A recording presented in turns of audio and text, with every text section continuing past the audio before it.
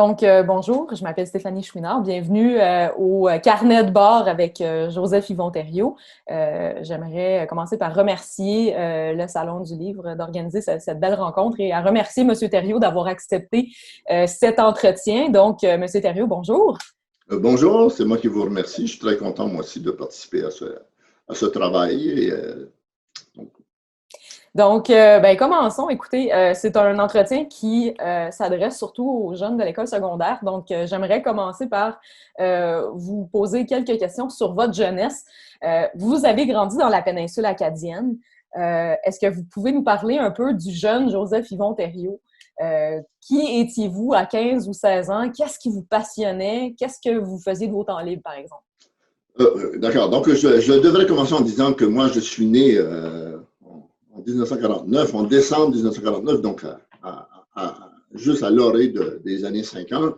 Donc, que j'ai vécu à Caraquet de 1950 à 1970, donc une vingtaine d'années. Hein, mais mon enfance, mon adolescence et ma jeunesse, là, même si j'allais au collège de Bathurst pour quelques années dans ça, hein, je vivais donc dans un milieu qui à l'époque hein, qui était rural, mais qui était en effervescence. C'est les années, hein, mes années, les années où je suis né, c'est l'année où je dis souvent qu'il y a eu plus de francophones au Nouveau-Brunswick. Le recensement de 1951 démontre qu'il y a à peu près 37% d'Acadiens francophones au Nouveau-Brunswick et après ça commence à décliner, alors qu'auparavant, hein, 100 ans auparavant, on n'était que 17%. Donc, il y avait une croissance démographique et une société jeune qui allait imprimer les années 50 et les années 60, qui allait nous donner un sentiment d'appartenance. Moi, j'étais issu d'une grande famille de 9 enfants, d'une famille ouvrière, donc où il n'y avait pas traditionnellement de livres à la maison, mais je dois dire que dès l'âge de 12-13 ans, je me suis intéressé beaucoup à la lecture. Ça venait probablement de mes sœurs qui allaient au couvent et qui amenaient des livres à la maison et qui faisaient en sorte que je me suis amusé à lire. Donc, c'était une dimension donc, j'étais un enfant curieux qui lisait, mais aussi j'étais happé par la politique très tôt. Ce qui va me marquer toute ma vie, parce que je ferai de la sociologie politique plus tard. Mais très tôt, j'ai été intéressé. Mon père était quelqu'un qui était un organisateur pour le Parti libéral, et donc la politique, ça faisait partie des discussions à la maison, et on était motivé par la politique. Puis en face de chez nous, il y avait un député ministre au gouvernement fédéral et qui avait des enfants de mon âge. Et très tôt, je me souviens que dans l'âge de 12-14 ans, j'étais avec lui, avec mon ami, on allait à des assemblées politiques avec son père, etc. Donc, ça m'initiait à la chose politique. Je me souviens très bien qu'en 1960, l'élection de Louis Robichaud, c'est un peu je dirais dans ma mémoire, là, c'est le premier grand événement politique. C'était une sorte de fête à la maison. On ne fêtait pas beaucoup ces choses-là, mais là, le premier ministre acadien élu. Le premier ministre acadien, c'était significatif. Et il y avait la grande question qu'on oublie, la grande question de l'assurance maladie. C'est-à-dire que l'idée qu'on allait promettre une assurance maladie, une famille de 9 enfants, là, ça avait ramassé une série de dettes hospitalières. Là. À chaque fois qu'il y avait des accouchements, on devait payer, etc. Et donc, pour mon père, c'était quelque chose d'extrêmement important. Et donc les politiques sociales qui étaient liées à ça. Et donc, un peu ça, hein, donc un milieu social rural, mais en effervescence par un saut démographique. Un petit garçon qui était curieux puis qui lisait, qui s'intéressait beaucoup à la politique et qui a fait beaucoup, je dirais, dans l'âge entre 12 et 18 ans, qui a été dans le scoutisme, hein, qui a été un élément très marquant de ma formation. L'idée d'être dans un milieu communautaire, donc j'ai travaillé beaucoup avec les petits louveteaux, les scouts, j'ai été chef de groupe, etc. Je pense que ça m'a donné un certain leadership que je trouve que je suis redevable au scoutisme pour ça. C'était aussi un milieu, rappelons-le, le scoutisme nous rappelle ça, qui était près de l'Église. L'Église était encore très présente dans nos vies. On était tous liés à l'Église. C'est dans le sous-sol de l'église du presbytère que nos assemblées de scouts se faisaient. C'est là qu'on se réunissait comme jeunes, etc. Donc, c'est ce monde-là qui jusqu'aux années 67-68, où là, je suis passé au collège. Oui, et donc, pour vos études, justement, collégiales, vous êtes resté assez près de la maison. Vous avez décidé d'aller étudier en économie au collège de Bathurst. C'était comment le collège à cette époque-là? Oui, on était à l'époque où l'université de Moncton avait été créée en 1963. Donc, une époque qui d'ailleurs fait partie un peu de ma formation, hein, c'est-à-dire que pas uniquement que c'était des années d'effervescence, mais par rapport au développement de l'Acadie, les années 60, hein, j'ai vu des écoles secondaires se créer, des universités se créer, des hôpitaux se créer, etc. Donc, tout un ensemble de services publics qui donnaient vie à la société acadienne et donc qui participaient de ma formation. J'avais choisi, avec d'autres, d'aller au collège de Bathurst, mais il y avait un peu un geste politique derrière ça. Il y avait un peu l'idée que c'était pas très bien d'aller à Moncton, mais que c'était pas une bonne décision d'avoir d'avoir créé l'université de Moncton dans le Nord. On pensait que la région du sud, dans le sud, c'est-à-dire que la région du Nord aurait été plus apte. Et à l'époque, Moncton n'avait pas le même sentiment d'appartenance à l'Acadie, à l'Acadie du Nord qu'aujourd'hui, parce qu'il n'y avait pas la radio, il n'y avait pas Radio-Canada, il n'y avait pas la télévision. Les régions acadiennes étaient plus séparées qu'elles le sont aujourd'hui. Aujourd'hui, on a le sentiment qu'effectivement, il y a une Acadie qui vibre à l'ensemble du Nouveau-Brunswick, plus qu'à l'époque où on était dans des régions on avait peu de contacts. Pour nous, Moncton, c'était une ville anglaise. Puis, de toute façon, je suis arrivé au collège de Bathurst à un moment aussi de grands changements. Hein, c'est-à-dire que le collège de Bathurst, c'était un collège du Nord qui était là depuis longtemps, qui avait même été à Caraquet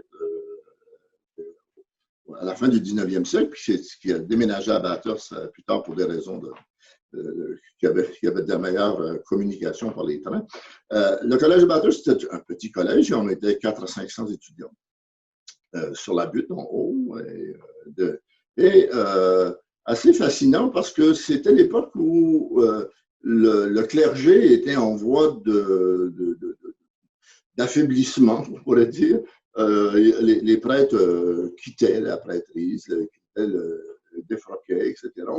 Et donc, la première année, toujours en 67, quand je suis arrivé au collège de Bathurst, je suis rentré dans un collège catholique en septembre, puis en novembre, c'était déjà plus un collège catholique. Hein. Il y avait les curés partaient, etc. Et donc, pour remplacer les curés, on avait fait venir à Bathurst les sudistes, qui étaient les propriétaires du collège, avaient fait venir des gens des coopérants français, des Belges, des Suisses, des Haïtiens, même des gens d'Afrique du Nord, etc. Donc, et des Québécois aussi, il faut oublier. Et donc, c'était assez impressionnant ou surprenant comme milieu parce qu'on était 400 étudiants qui venaient du nord du Nouveau-Brunswick, de la péninsule acadienne, puis de la région de Bathurst, etc. Et face à des professeurs qui étaient presque une mini Nations Unies, qui étaient là sans savoir trop où ils étaient, parce que c'était des gens qui étaient un petit peu perdus, qu'on avait retrouvés, puis qu'on faisait enseigner, qui n'avaient pas d'ancrage dans le milieu, etc., mais qui nous donnaient un goût d'apprendre important. Moi, je me souviens que je pense ne pas avoir, scolairement, de ne pas avoir tant appris que ça au collège, mais d'être sorti de là très curieux et de vouloir aller plus loin, de vouloir apprendre par ce contact avec quelque chose qui m'était étranger. Hein. Ces gens qui venaient qui venaient de l'extérieur. Il y avait aussi au Collège de Bathurst, à ce moment-là, on est dans les années 67, 68, 69, hein, donc il y a une mouvance étudiante à l'international, même si on était, si on n'avait pas tout à fait conscience d'être là-dedans, il y avait des échos de cela. Hein, c'est les années aussi des grèves étudiantes à l'Université de Moncton, ça avait des répercussions à Bathurst aussi. On était engagés dans ces mouvements-là. Surtout, je dirais que ce qui nous préoccupait plus que la question, à Moncton, on s'est intéressé beaucoup à la question de la création de l'université puis du mouvement étudiant. À Bathurst, notre implication était plus sociale. Elle était très marquée par la présence d'un mouvement populaire dans les régions du Nord et dans les régions rurales acadiennes qui était lié au projet de déménagement des populations francophones. On voulait déménager des villages dans les centres. On voulait le programme ARDA à l'époque, le programme de développement rural du gouvernement fédéral, mettait beaucoup d'argent pour centraliser les services et en même temps essayer les programmes de développement régional. Et il y avait des conseils régionaux qui étaient les crans d'animation communautaire et qui amenait la population à réfléchir au développement, etc. Et donc, au collège, c'était extrêmement important. Et donc, moi, comme étudiant qui s'intéressait à la politique, c'était quelque chose qui me motivait. C'est de là, d'ailleurs, qu'a émergé le Parti acadien. Le Parti acadien est né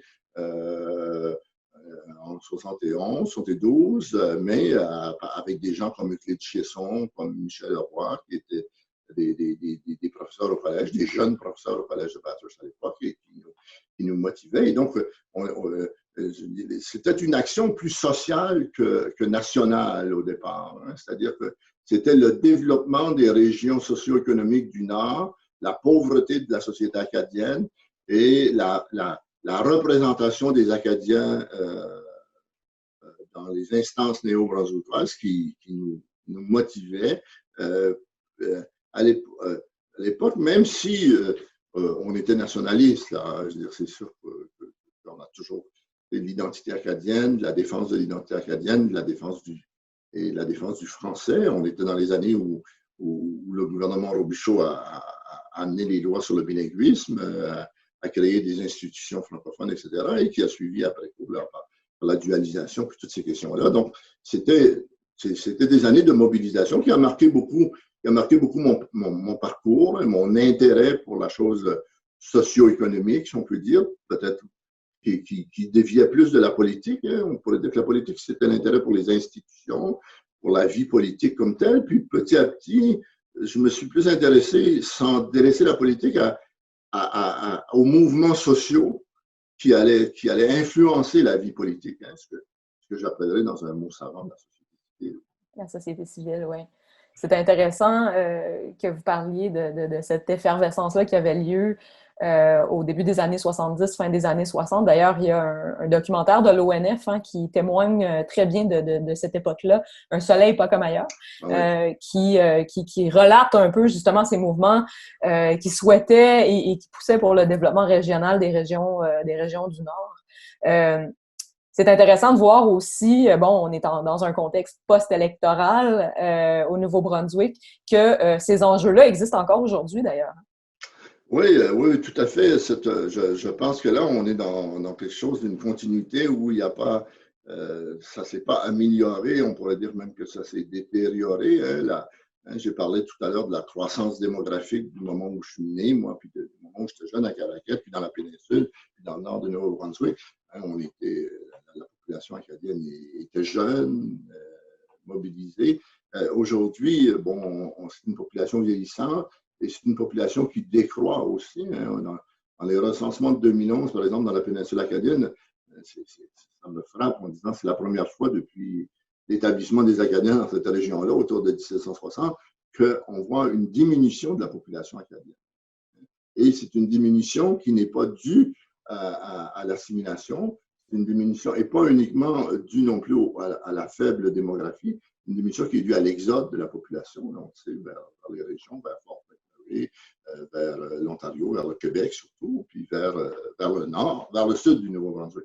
Donc là, c'est un enjeu extrêmement important. Ça reste, moi je dis souvent, la question, la grande question en Acadie reste le développement régional, reste la capacité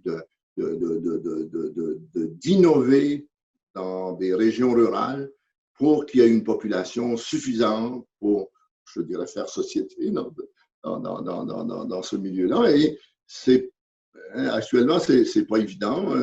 L'élection qui vient d'avoir lieu, pour moi, d'ailleurs, comme quelqu'un qui regarde ça un peu de l'extérieur actuellement, tu me dis, c'est vrai que le parti au pouvoir ne semble pas avoir cette sensibilité-là à la ruralité de la région, aux grands enjeux du Nord, aux grands enjeux de la francophonie certainement, mais aux grands enjeux du Nord aussi, aux problèmes socio-économiques particuliers des régions qui ne sont pas autour de Moncton, Fredericton puis Saint-Jean. Et donc, il y a là une explication sociologique pourquoi ce n'est pas uniquement une habitude de voter conservateur. Il y a une explication sociologique pourquoi les gens ne se sont pas emballés pour plus répondre favorablement à ce message-là, parce que c'est un message qui les exclut d'une certaine façon des grandes priorités du gouvernement. Donc, oui, c'est le grand enjeu, je pense, qui soumet tous les autres d'une certaine façon, parce que s'il y a développement économique, il y aura développement culturel, il y aura effervescence, il y aura leadership, il y aura tout un ensemble de choses. Mais dans des sociétés qui sont en décroissance démographique, c'est compliqué que la société soit dynamique. Et donc, c'est l'enjeu. Je dirais que quand même, l'Acadie a sur ça un avantage que d'autres n'ont pas, c'est l'identité. Hein.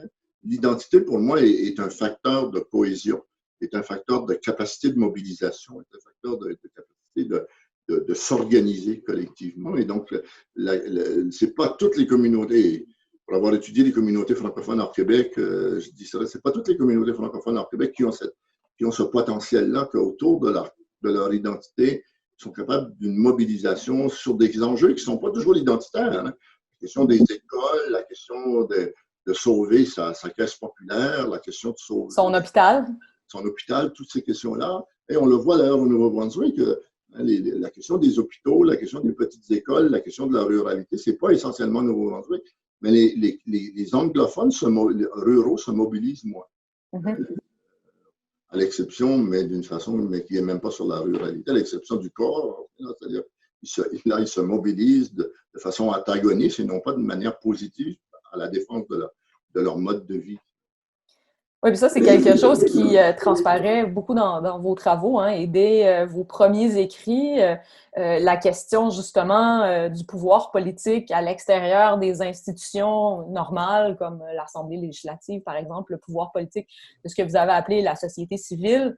Parlons-en un peu de vos écrits, justement. C'est quand même, on fait quand même ça dans le cadre d'un salon du livre. Donc, en 1985, vous avez publié votre premier livre qui s'intitulait « La société civile ou la chimère insaisissable ». Vous avez publié plusieurs ouvrages depuis ce temps-là. Est-ce qu'il y a un de vos ouvrages qui vous rend le plus fier? Est-ce qu'il y a un ouvrage qui vous interpelle plus que les autres encore aujourd'hui et pourquoi? Écoutez, moi, je pense bien que l'ouvrage que j'ai publié en 2013 sur l'Évangéline m'apparaît pour moi un ouvrage qui est un genre de ce qu'on pourrait appeler dans mon travail un genre de synthèse. Un ouvrage synthèse de 20 ou 30 ans de travail que j'ai ramassé à essayer d'expliquer. Je ne suis pas très... Pour moi, c'est mon meilleur ouvrage, mais ce n'est pas l'ouvrage qui a le plus de retentissement parce que j'ai l'impression que j'ai essayé là-dedans de faire ce que j'appellerais des niveaux de lecture. Hein. On peut prendre ça littéralement comme le récit d'Évangéline, le poème et son impact sur la société. Mais derrière ça, moi, je voulais montrer comment les sociétés se construisent à partir des récits. Et donc, il y a comme un deuxième niveau d'analyse. Et ça, c'est plus compliqué à expliquer, puis c'est plus compliqué à comprendre. Mais c'est cette dimension-là, ça, c'est ce qui m'intéresse ce qui m'a toujours intéressé. Vous avez rappelé, j'ai commencé à travailler sur la société civile. La société civile, c'est globalement tout ce qu'il y a entre la famille et l'État.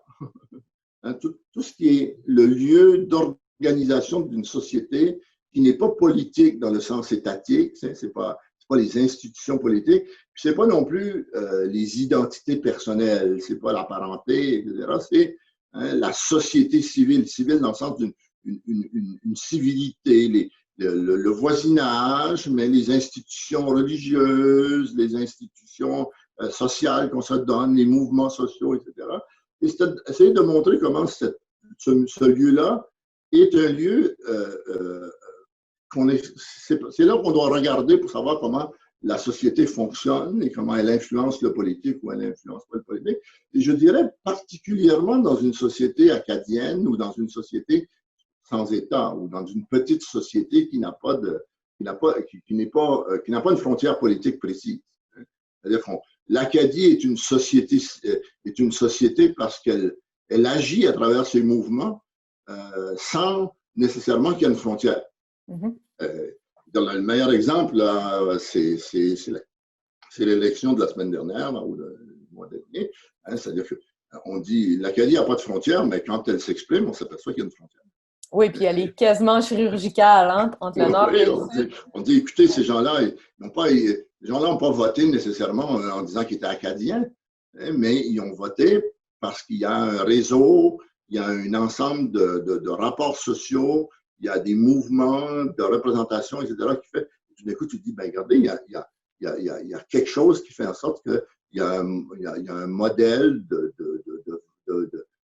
électoral qui correspond à quelque chose qui est ce qu'on peut appeler la société acadienne, même si elle n'existe pas. Elle n'existe pas politiquement. Donc, mon intérêt est toujours pour trouver ça, mais je l'ai fait à travers des textes qui sont très théoriques, qui portent sur la société civile, d'autres textes qui sont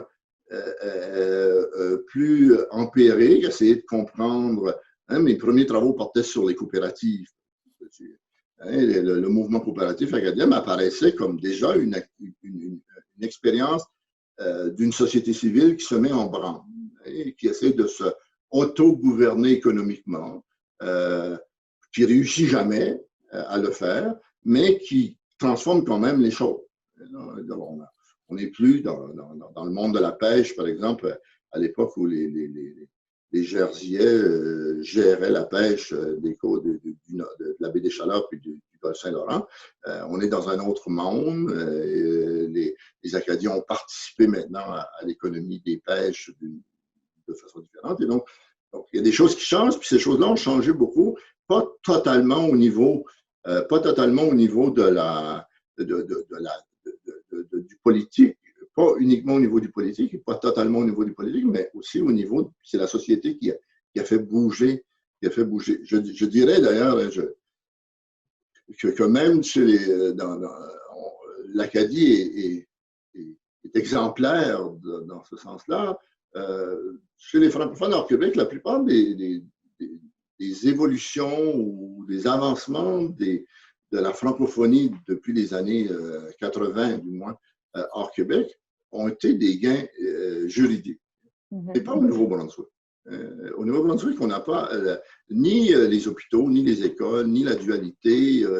Tous les gains n'ont pas été liés ils sont venus souvent avant même les législations fédérales et ils ont été des gains politiques qui émanaient de la force de la société civile, de sa capacité de se mobiliser et de transformer les choses.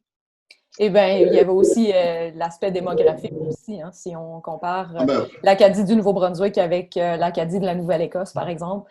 Il y a un poids à la communauté acadienne au Nouveau-Brunswick qu'on retrouve nulle part ailleurs dans la francophonie canadienne. Oui, mais là, il y a une question quand même de force identitaire. Hein. C'est-à-dire que oui, je pense que le point, vous avez raison tout à fait, le point central de la force de l'Acadie du Nouveau-Brunswick, c'est son poids démographique et sa densité démographique aussi, dans le sens qu'il y a des lieux de vivre ensemble qui sont acadiens, qui sont forts, etc. Et il y a une espèce de dilution de la francophonie dans le reste du Canada. Mais il faut noter quand même, moi j'ai toujours été frappé, parce que vous nommiez l'Acadie de la Nouvelle-Écosse, comment les Acadiens de la Nouvelle-Écosse, qui sont maintenant moins de 10% de la population, là, ils sont peu nombreux, je dirais, mais ils ont une université, un système de collège, ils ont toujours une représentation au gouvernement. Il y a une capacité beaucoup plus forte que les francophones dans l'Ouest, par exemple, qui pourtant sont proportionnellement, du moins en Alberta, ils sont plus forts, là, proportionnellement, mais et moi je pense qu'il y a quand même l'idée que l'Acadie, c'est une société, puis il y a un élément qui a fait qu'il y a une reconnaissance du milieu anglophone de l'Acadie, comme en Nouvelle-Écosse, qu'il n'y a pas dans la francophonie de l'Ouest, qui n'est pas aussi imprégné dans le tissu historique. Non, absolument, absolument. C'est vraiment fascinant de vous entendre parler de l'Acadie parce que, bon, il faut quand même le dire, vous avez quitté l'Acadie il y a plusieurs décennies pour vous établir au Québec, en premier lieu en Outaouais, ensuite dans la région de Montréal. Qu'est-ce qui vous aide à réfléchir sur l'Acadie, même quand vous n'y êtes pas? Quand vous n'êtes pas sur le territoire, quand vous n'êtes pas imprégné de la société acadienne, comment est-ce qu'on réfléchit à l'Acadie lorsqu'on en est loin? Ouais. C'est un peu, effectivement, je dirais, il y a un peu une question, j'appelle ça, moi, rattrapée par son ethnicité. Donc, on nous ramène toujours au lieu où on est né, puis au monde. Je parlais de Caracat, mais Caracat est toujours resté dans mon univers un peu mon lieu de référence, de ce qu'était une société, comment ça marchait. C'est là, pendant les 20 premières années de ma vie, que j'ai compris ça. Puis que, après coup, même si j'ai étudié à Paris, j'ai étudié à Ottawa, j'ai travaillé à Ottawa, c'est resté, c'est resté un lieu de référence, mais il y a aussi le fait que je me suis intéressé à des questions comme le développement coopératif et qui me ramenaient à la société acadienne et donc qui faisait en sorte que j'ai continué à lire puis à m'inspirer. On doit dire aussi que je suis arrivé à l'Université d'Ottawa comme professeur au début des années 80, fin des années 70, et à une époque où quelques profs du département où j'allais enseigner, au département de sociologie, avaient l'intention de développer la question francophone comme un champ d'études, la question des minorités francophones, etc. Ce n'était pas totalement mon objet. Moi, je m'intéressais à l'époque aux enjeux sociaux, aux mouvements sociaux, à la démocratie, etc. J'aurais pensé peut-être que j'aurais pu délaisser la question acadienne, mais le milieu m'a comme poussé à dire, ben, écoutez, j'étais un des rares francophones hors Québec qui travaillait au département à la faculté. J'étais le seul au département au début, puis dans la faculté, il n'y en avait pas beaucoup non plus. Donc, il y a beaucoup de gens qui m'interpellaient, comme on le voit, qui vous interpellent aujourd'hui pour intervenir sur le Nouveau-Brunswick ou sur la question des francophones, même si vous êtes à Kingston et à Toronto. Donc, ça crée à la fois un intérêt puis des compétences dans ce domaine-là, mais aussi, donc, je me suis impliqué énormément dans ce champ-là, un peu poussé par le milieu institutionnel. Et petit à petit, il faut dire que quand on a commencé au début des années 80, on n'était pas beaucoup au Canada qui s'intéressait à la francophonie minoritaire puis à l'Acadie en termes théoriques, là, puis en sociologie, puis en sciences politiques, etc.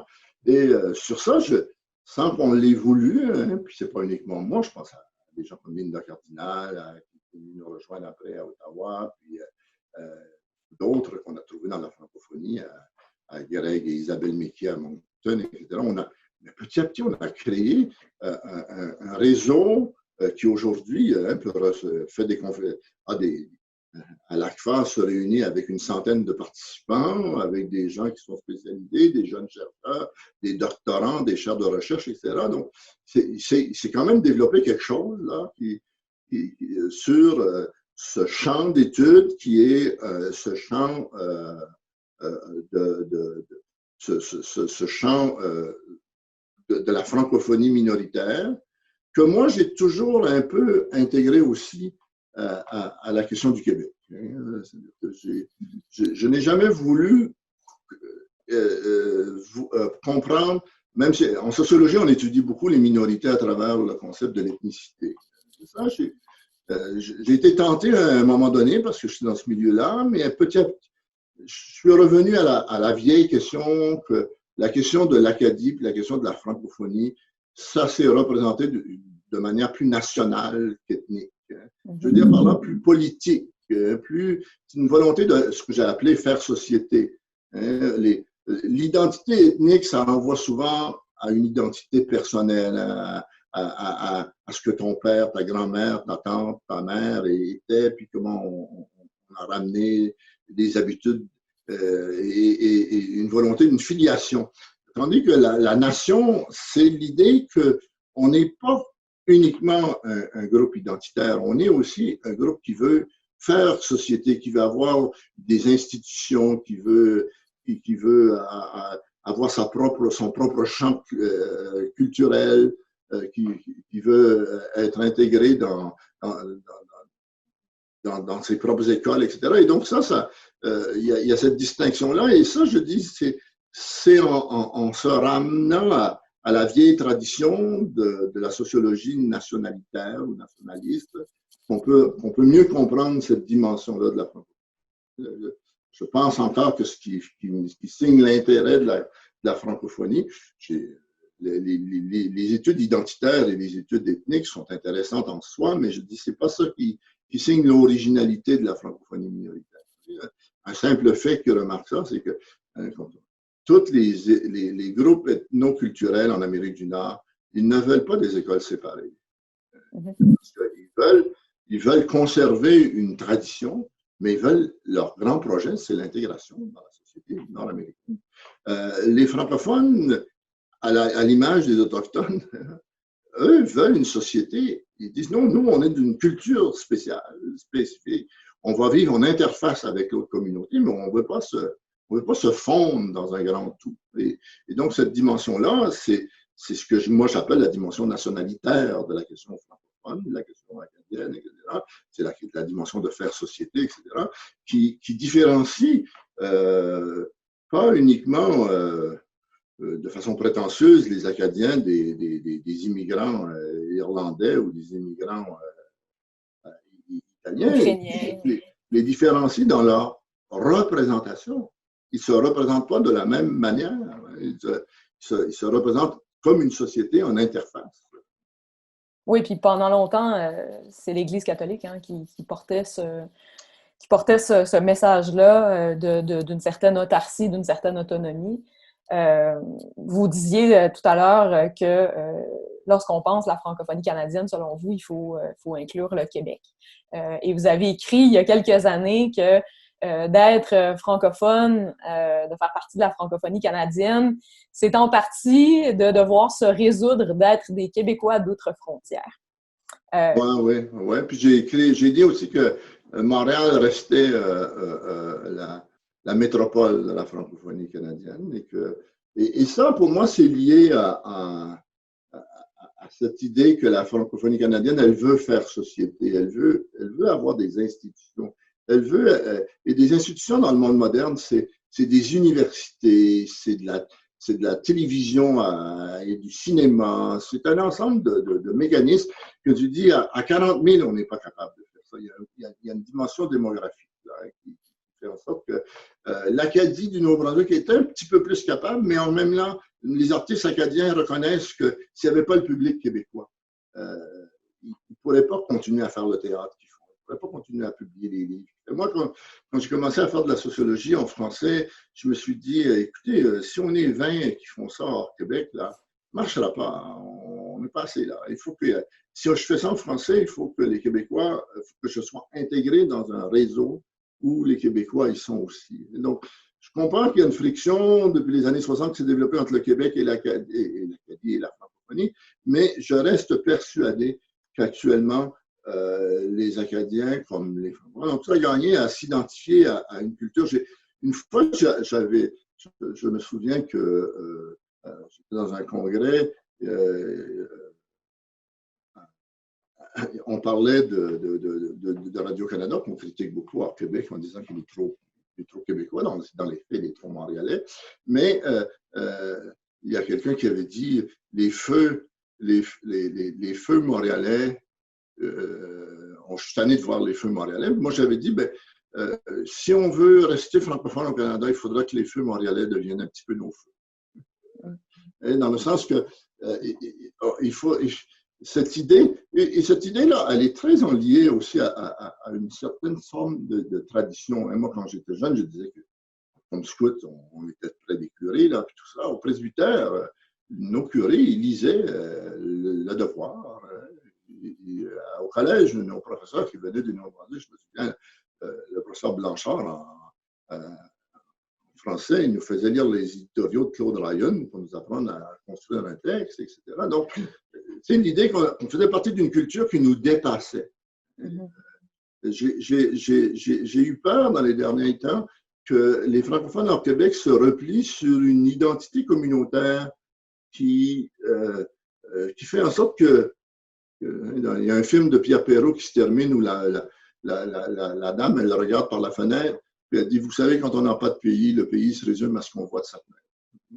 Et en disant, non, c'est pas ça. Le pays, c'est normalement quelque chose qui devrait être un lieu où on fait société, on transforme le monde, on change le monde à partir de notre manière.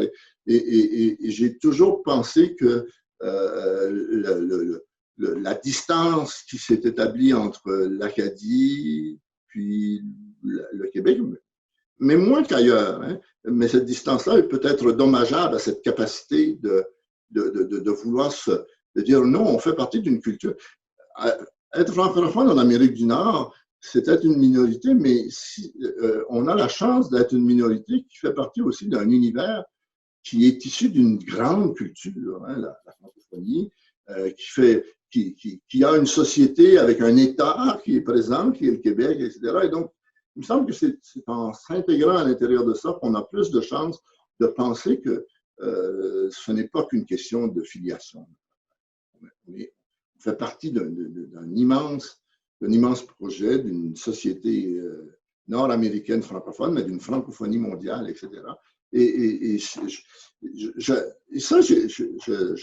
même pour revenir à ma jeunesse, nous, les années 60, c'est des années d'effervescence québécoise. C'est des années aussi. Quand j'avais 17-18 ans, c'était plus intéressant de penser que le Québec était dynamique que de croire que si on allait à Saint John, New Brunswick, c'était dynamique. Il y avait cette idée que le Québec, que la francophonie, c'était quelque chose qui était moderne, c'était quelque chose qui était en évolution, qui se transformait. C'était dans les années 60-70, c'était très présent. C'est resté chez moi en pensant que oui, on peut pas, il faut pas.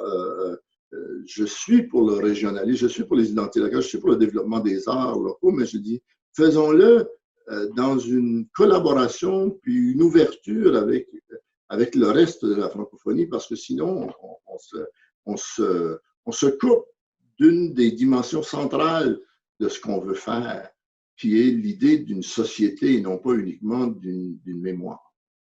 Ça, c'était aussi présent dans l'Évangile. Effectivement, comment Évangeline a des résonances encore aujourd'hui qui ne fait pas seulement partie de la mémoire. Donc, votre fille, Annie-Claude, elle a un peu marché dans vos pas. Hein? Elle est devenue professeure. Elle s'est clairement inspirée de la bibliothèque de papa. Elle en a déjà parlé. Elle est aussi devenue écrivaine. Bon, au contraire de vos écrits, elle a décidé de devenir romancière. quelle place, selon vous, est-ce que la production littéraire a en Acadie? Est-ce qu'on lit assez? Est-ce qu'on porte assez attention en Acadie? Si j'étends ça à la question culturelle, moi je dirais que l'Acadie est pour une petite société un success story là, de production culturelle, de créativité, hein, dans le monde de la musique, dans le monde des arts, dans le théâtre, dans les arts visuels, etc. Toutefois, je dirais qu'en littérature, il y a peu de tradition littéraire acadienne. C'est souvent... Hein, c'est la poésie, mais il y a peu de romans, hein, ce que Annie-Claude produit actuellement. Mais il y a des romans, là, Antonine Maillet, France Daigle. France Daigle et compagnie. Mais il y a pas une grande tradition. J'avais déjà discuté avec Herménégilde Chiasson, puis il disait effectivement, il faut investir dans le roman acadien. Et pour un sociologue, le roman est quelque chose habituellement d'extrêmement important, hein, dans le sens d'une espèce de conversation qui se fait à un autre niveau que la science sociale, mais une conversation sur la société. Et je pense qu'il n'y a pas beaucoup ça en Acadie. Je dirais que de façon générale, l'Acadie a un déficit d'espace public aussi. Pas uniquement comme universitaire, mais c'est rare qu'on donne la parole comme on fait là aujourd'hui à des universitaires en Acadie. C'est pas un milieu, il y a toutes sortes d'explications pour ça. C'était un milieu pauvre, peu instruit historiquement, on commence à s'instruire, mais on n'a pas de grande tradition de cela. Il n'y a pas d'émission littéraire, il n'y a pas un espace public qui met de l'avant le livre. On commence avec les salons du livre, etc. Mais c'est nouveau et c'est fragile, je dirais. Et ça, il y a quelque chose de l'ordre de la petite société, mais il y a quelque chose qui pourrait être aussi, qui n'est pas uniquement acadien, mais qui est francophone, qui est même francophone québécois. Hein, la distance que la société a entretenue historiquement avec la grande culture. On a peur un petit peu des savants, hein, des gens qui parlent avec des grands mots, qui ont toutes sortes d'expressions. Donc, il y a effectivement ça, mais ouais, je pense que je suis personnellement quelqu'un qui, comme sociologue, on l'a souvent fait remarquer, a utilisé beaucoup la littérature. Donc, je pense que la littérature est un révélateur de société extrêmement important. On pense à un de mes livres qui s'appelle Critique de l'américanité, qui était basé en grande partie sur des romans de l'américanité québécoise au départ. J'ai fait référence beaucoup dans mes livres à la culture, au folklore acadien, mais aussi aux chansons. Et Évangeline était lié à un poème, et j'ai traité dans Évangeline de cas d'artistes acadiens, etc. Donc, moi, je pense qu'effectivement, la question, je pense effectivement que la question, qu'on appréhende une société à partir de différents lieux, à partir de différents objets. On peut bien l'appréhender par le biais des statistiques, on peut l'appréhender par le biais des représentations, ce qu'on appelle les idéologies, hein, on va interviewer les gens pour savoir ce qu'ils pensent, mais on peut aussi, hein, les artistes habituellement sont des gens qui sont révélateurs de sensibilité et révélateurs de sensibilité parce que pas uniquement que eux mais que la réception, surtout, c'est-à-dire des artistes qui sont reçus dans une société, c'est parce qu'ils disent quelque chose qui correspond à ce moment-là à une sensibilité que les gens sentent sans qu'ils sont explicitement capables de dire pourquoi. Mais ils disent, ah, c'est bon, ça correspond. Et donc, moi, j'ai utilisé beaucoup ça. Oui, pour revenir à Annie-Claude, elle a choisi la littérature. Elle est une prof quand même de philosophie politique et donc elle travaille aussi sur les enjeux de la démocratie, etc. Mais je reste convaincu quand même que la sociologie est un meilleur révélateur de la société. Il faut un sociologue pour expliquer la littérature. Mais ça prend des littéraires pour produire la littérature. Oui, tout à fait. Je suis tout à fait d'accord avec ça. Oui, ça prend des grades. J'ai même dit au début d'Évangéline que ça prend un récit euh, pour faire société. Hein. Et que ce récit-là, il se trouve habituellement pas dans un texte, mais dans tout un ensemble de textes de créateurs qui, petit à petit, ensemble, on est capable de dire, ben oui, ça constitue un récit d'une société. Ça constitue un peu un récit qui est mouvant. Hein. C'est ça qu'il ne faut pas oublier. Les gens, souvent, nous critiquent cette idée-là en disant, ben, c'est un peu figé. Mais tu dis non, les récits, ils bougent. Et chaque génération apporte quelque chose de nouveau, on enlève. Il y a une dynamique, il y a la mémoire est quelque chose de vivant. Hein. Je n'ai pas la mémoire de mon père et ma fille n'a pas ma mémoire. Mais en même temps, il y a une filiation dans ça.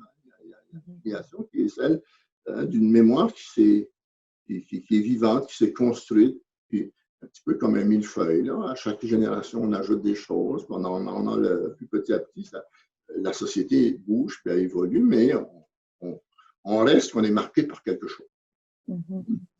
La littérature fait partie de ça, certainement.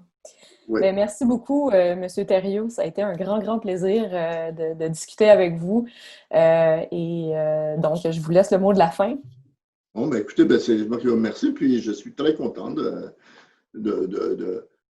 pouvoir parler aux étudiants du secondaire, je pense bien des écoles de la péninsule.